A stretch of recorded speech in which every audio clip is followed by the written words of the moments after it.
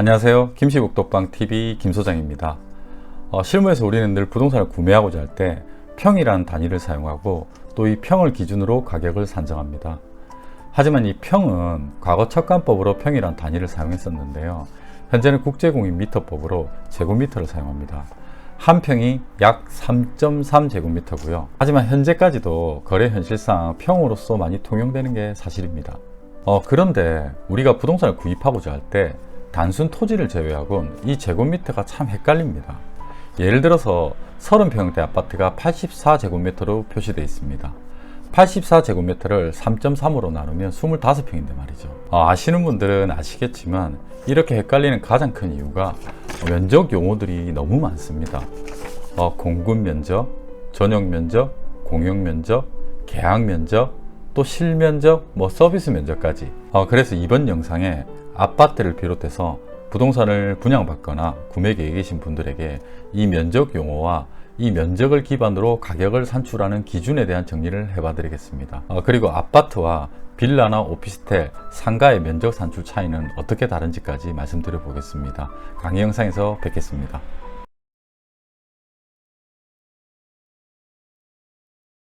김 소장의 쉽게 이해하는 강의 시간입니다. 우리 아파트 분양 홍보관이나 모델하우스에 가면 딱 들어가는 호실 입구에 이렇게 평면도가 나와 있고 크게 이렇게 타입이 적혀 있는 거 많이 보셨을 거예요. 84A, 84B, 그리고 더 작은 평수는 59A, 59B 이런 식으로요. 요 밑에 보면 우리가 현재 거래에서 통용되는 평형이란 뜻이에요. 예전에는 이렇게 PY 해가지고 평형을 따로 표기해 두었는데 요즘은 이것도 법에 저촉된다 해서 안 하는 추세입니다. 그러면 여러분들이 궁금증이 생길 거예요. 그럼 처음에 더 쉽게 이해할 수 있게 이렇게 35평 크게 적어놓지 왜 이렇게 해놓냐 이라는데, 이게 주택법상 국제공인미터법으로 우리가 바뀌면서 전용 면적만 표기하게 돼 있어서 그래요. 한마디로 이 84A는 전용 면적이란 뜻입니다.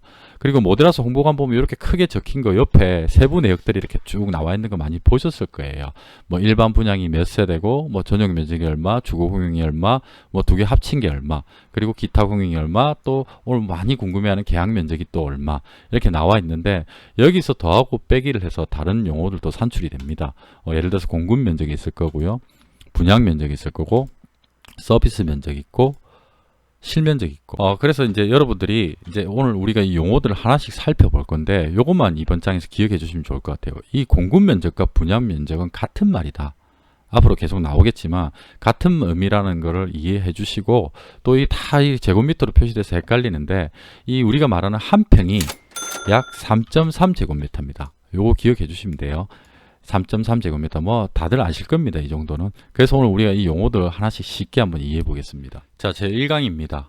오늘 많은 면적 용어 정의들 천천히 하나씩 저랑 쉽게 한번 이해해 보겠습니다. 면적 용어들이 너무나도 많기 때문에 나라에서 이 국토부에서 각종 아파트 면적을 구분하는 요령이라는 자료를 만들어서 배포를 하고 있습니다. 이 자료가 너무 잘 돼 있어서 제가 가지고 왔는데요. 이 자료를 토대로 제가 조금 더 쉽게 한번 설명을 드려보겠습니다. 먼저 전용 면적부터 살펴볼게요. 전용 면적 국토부 자료에는 방, 거실, 주방, 화장실 등의 면적을 더한 것이라고 되어 있는데 제가 쉽게 설명을 드려볼게요. 내 호실 문을 열고 현관을 열고 실제 집안에 들어앉아 있는 모든 면적을 전용 면적이라고 하는 겁니다. 근데 이 전용 면적에서 우리가 흔히 아파트 말하는 베란다라고 하는 데 있죠. 이 국토부 자료에 보면 서비스 면적이라고 돼 있죠. 이 발코니 면적이라고 합니다. 정식 용어로는. 이건 건축법상 외벽 중심선으로부터 1.5m까지는 평소에 산입하지 아니한다라는 규정에 의한 건데, 한마디로 공짜로 주는 면적이라는 거예요. 베란다 면적. 사실 베란다라는 용어는 빌라에서 지붕이 없는 걸 베란다라고 하는데 아파트에서는 정식적으로 발코니라고 합니다. 우리 확장하는 면적 있죠. 이 확장 면적은 공짜로 주는 면적이니까 전용 면적에 포함이 안 되는 겁니다. 이거 기억하시면 좋을 것 같아요. 그 다음에 우리가 궁금한 게 주거 공용 면적과 기타 공용 면적. 공용 면적이 이 두 가지로 나누는데 하나씩 한번 살펴볼게요. 국토부에서는 주거 공용 면적을 아파트, 계단, 복도 등의 면적을 더한 것이라고 하는데 제가 조금 더 쉽게 설명을 드려보겠습니다. 내가 주차장에 차를 댔어요. 차를 댔는데 내가 집에 가기 위해서 건물 안에 들어서서 밟는 모든 면적을 주거 공용 면적이라고 이해하시면 될 것 같아요. 자, 내가 주차장에 차를 댔어요. 1층 엘리베이터 타려고 1층 현관 들어가죠. 현관 면적.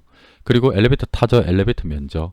그리고 내가 갑자기 급동이 마려서 엘리베이터 너무 고층에 있어서 비상구를 통해서 비상 계단을 통해서 뛰어 올라가야 돼요. 그럴 때 그 계단, 그리고 엘리베이터 앞에 있는 복도 면적, 내가 집을 가기 위해서 밟는 모든 면적, 한 건물 안에서 그 면적을 주거 공용 면적이라고 보시면 될 것 같아요. 그러면 내가 집을 가기 위해서 밟는 면적이 아닌 면적은 뭐냐? 그게 바로 기타 공용 면적이라는 겁니다. 한마디로 노인정, 관리사무소, 주차장, 지하 주차장도 있을 수 있겠죠. 여기 국토부 자료는 단지 내 관리사무소, 노인정 등의 면적을 더한 것이라고 되어 있습니다. 그러면 이 국토부 자료는 공급 면적이라고 되어 있는데, 이 공급 면적은 전용 면적 플러스 주거 공용 면적이라고 되어 있어요. 한마디로 이 두 개를 합친 거를 공급 면적이라고 하는 겁니다. 이 공급 면적이랑 아까 첫 장에서 제가 뭘 했습니까? 분양 면적은 같은 의미로 생각을 하시면 될 것 같다고 했지 않습니까? 이 공급 면적과 분양 면적은 같은 의미라고 보시면 될 것 같아요. 이 공급 면적과 분양 면적이 왜 중요하냐면, 우리가 실제적으로 분양을 받거나 그리고 재판매를 했을 때도 평당 가격을 산정하는 이 기준이 되는 면적이 바로 공급 면적과 분양 면적인 겁니다. 요즘 언론 매스컴에서도 어느 지역에 아파트가 들어섰는데, 대단지 아파트가 들어섰는데 3.3제곱미터당 평당 분양가가 대략 얼마라서 주위가 들썩들썩한다, 그렇게 말하는 이 언론에서 떠드는 그 말조차도 이 다 공급 면적과 분양 면적을 기준으로 가격을 산출하는 겁니다. 그리고 계약 면적이란 게 있는데, 이 계약 면적은 여기 국토부 자료는 공급 면적 플러스 기타 공용 면적이라고 이렇게 해놨어요. 국토부에서 왜 이 계약 면적까지 이렇게 다 표현을 해놨냐면, 뒤로 가면서 제가 하나씩 설명을 드릴 건데, 이것도 알아야 되는 이유가 있습니다. 자, 그러면 이 두 개를 합쳐서 분양 면적 및 공급 면적이라고 한다면, 그 다음에는 이 세 가지를 합쳐서 집을 가기 위해서 밟는 면적 외에 나머지 면적까지 다 합쳐서 우리가 이 계약 면적이라고 하는 거예요. 근데 이 서비스 면적은 공급 면적이나 계약 면적 어디에도 포함이 안 돼 있습니다. 한마디로 공짜로 주니까 어디에도 포함이 안 되는 거예요. 근데 우리 아파트 가면 이런 말씀 많이 합니다. 그 집 평수 대비해서 실면적이 되게 크더라, 실평수가 되게 크더라라는 말 많이 하죠. 그때 이 서비스 면적이 더해지는 겁니다. 어떻게 더해지냐 한번 볼게요. 바로 이 전용 면적과 서비스 면적이 더해지면 실면적이라고 하는 겁니다. 왜냐? 내가 실제 들어갔는데 이 발코니를 확장해서 집이 되게 넓어졌어. 넓어지면 내가 실제로 사용하는 면적이 넓은 거겠죠. 그리고 내가 확장을 하지 않더라도 베란다에 내가 하초를 키우든 뭘 하든 내가 직접 들어가서 사용을 하는 공간이지 않습니까? 이 두 면적을 합쳐서 실면적이라고 하는 겁니다. 그러면 이 공급 면적이 가격을 산출하는 기준 면적이니까 제일 중요하다고 볼 수가 있는데, 이 공급 면적이 갈립니다. 어떻게 갈리는지 한번 볼게요. 우리 말하는 이 국토부에 나오는 자료를 보면 이 아파트는 분양 면적이 공급 면적입니다. 같은 말이라고 했죠. 자, 근데 오피스텔 상가 빌라는 계약 면적이 공급 면적입니다. 한마디로 이 계약 면적이 같은 말로 하면 분양 면적이라고 볼 수 있겠죠. 오피스텔 상가 빌라 같은 경우에는. 그래서 이 국토부에도 혼돈하지 말라고 이 계약 면적까지 다 표기를 해 놓은 것 같아요. 공급 면적으로 가격을 산출하니까 아파트나 오피스텔 상가 빌라는 서로의 공급 면적이 의미하는 바가 다르다, 이렇게 이해하시면 될 것 같아요. 최대한 천천히 설명을 드리는데 제가 사례를 들어서 다시 한번 더 쉽게 한번 설명드려 보겠습니다.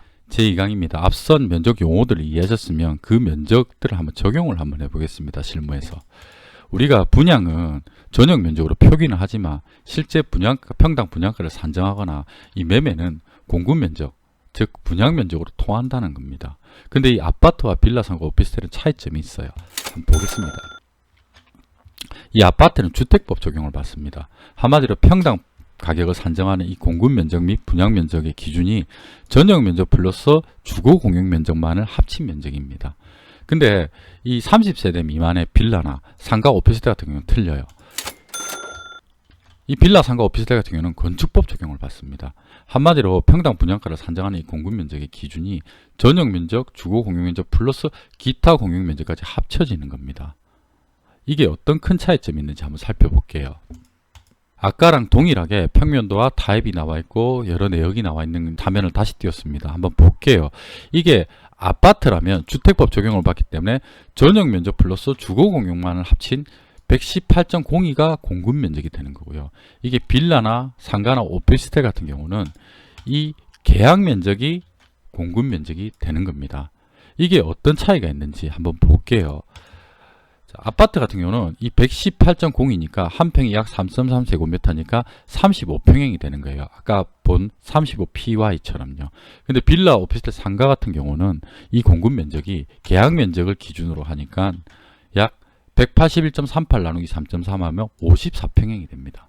우리 실무에서 보면 브랜드 아파트인데 오피스텔로 등기되어 있는 데 있지 않습니까? 50평이라는데 실제 가보니까 우리 아파트 30평 크기밖에 안 돼. 이런 경우가 대표적인 케이스라고 볼 수가 있어요. 이렇게 빌라나 오피스텔 상가 같은 경우는 계약 면적으로 공급 면적으로 산출하기 때문에 이렇게 큰 차이가 있기 때문에 뭐 광고를 할 때 평당 분양가가 현저하게 낮아지기 때문에 많은 소비자들이 현혹되는 경우가 좀 있습니다. 그래서 이렇게 큰 차이가 있다, 이렇게 이해하시면 될 것 같아요. 자, 오늘 강의 마무리하면서 김 소장의 포인트 팁 몇 가지 드리겠습니다. 결국 아파트든 상가든 오피스텔든 빌라든 같은 공급 면적이면 이 공짜로 주는 서비스 면적이 넓은 집이 유리하다는 겁니다. 맞는 말이죠. 전용 면적 플러스 서비스 면적이 아까 실면적이라 했지 않습니까? 결국 내가 실제로 사용하는 공간의 면적이 넓어지니까 이 서비스 면적이 넓은 집이 절대적으로 유리하다는 겁니다. 그러면 이 서비스 면적은 분양 같은 경우는 모델하우스에 가면 평면도 도면을 통해서 이 서비스 면적이 얼마인지 물어볼 수도 있고요. 어떤 분들은 줄자로 직접 재보시는 분들도 있습니다. 그리고 30세대 미만의 소규모 빌라 같은 경우에는 건축법 적용 대상이죠. 그러면 이 계약 면적으로 광고하는 데까지는 우리가 용인할 수 있는데 실면적으로 광고하는 분들이 계세요. 이 실면적으로 서비스 면적까지 다 더한 일명 면적 부풀리기란 건데, 이 서비스 면적은 공부상 기재되지 않은 면적이죠. 건축물 대장이나 등기부등본 어디에도 기재되지 않은 면적입니다. 이 건축물 대장에는 기타 공용, 주거 공용까지는 기재돼도 이 서비스 면적은 기재되지 않죠.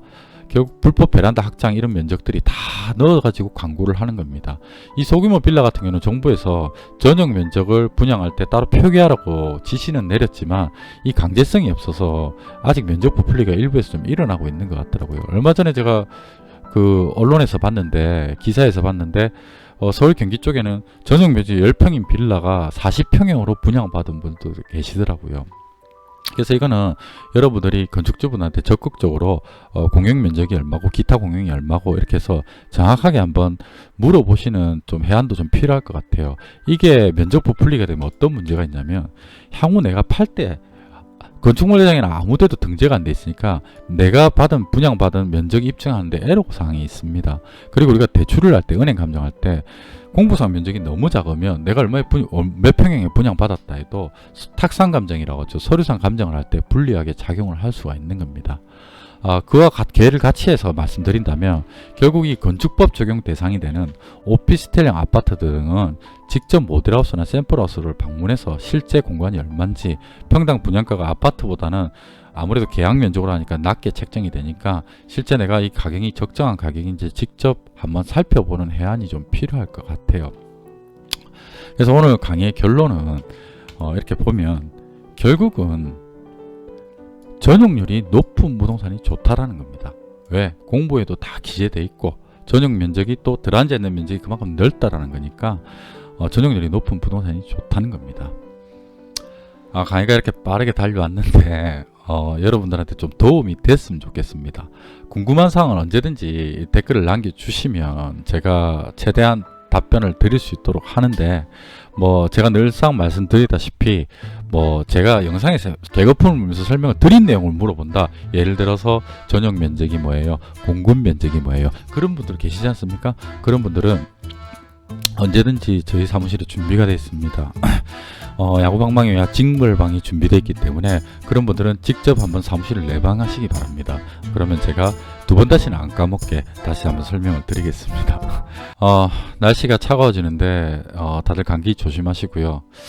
언제나 좀 부동산 정보들을 최대한 좀 쉽게 이해할 수 있도록 전달 드릴 수 있도록 노력하겠습니다. 영상 봐주셔서 감사합니다.